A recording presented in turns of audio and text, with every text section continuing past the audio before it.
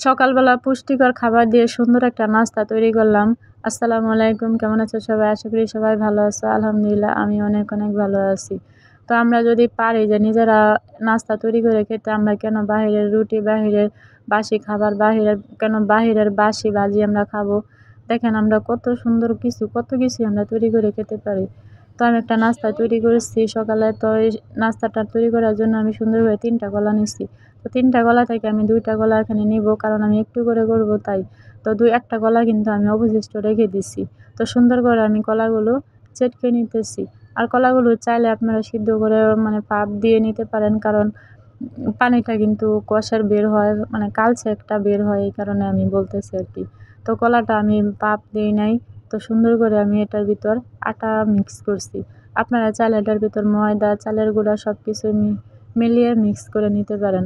আর অবশ্যই যদি আপনারা চালের গুঁড়াটা ব্যবহার করেন, অবশ্যই পানি দিয়ে সিদ্ধ করে তারপর পানির ভিতর কলাটা দিয়ে দিবেন। তা না হলে ভেঙে যাওয়ার সম্ভাবনা থাকে, কারণ চালের গুঁড়াটা কিন্তু কাঁচা থাকলে এটা ভেঙে যাওয়ার সম্ভাবনা বেশি থাকে। তো সুন্দর করে যেভাবে পারেন, যে আমি এরকম পারি বা এরকম ভালো লাগে এই কারণে আমি এরকম বানাইতেছি।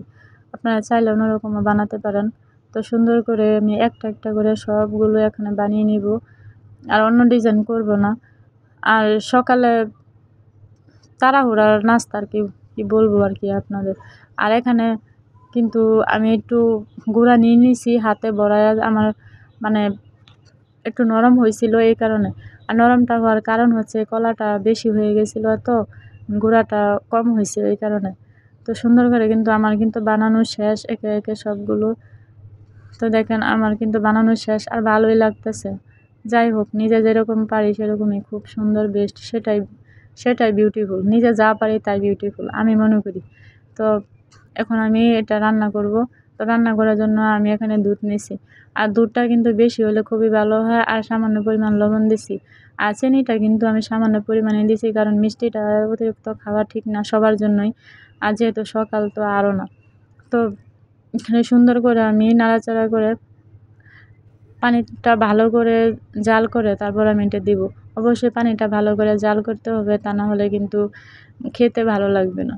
কারণ দুধটা জাল হলে যে কোনো জিনিস রান্না করলে খুবই ভালো লাগে, দুধটা বেশি হলে আর বেশি জাল হলে।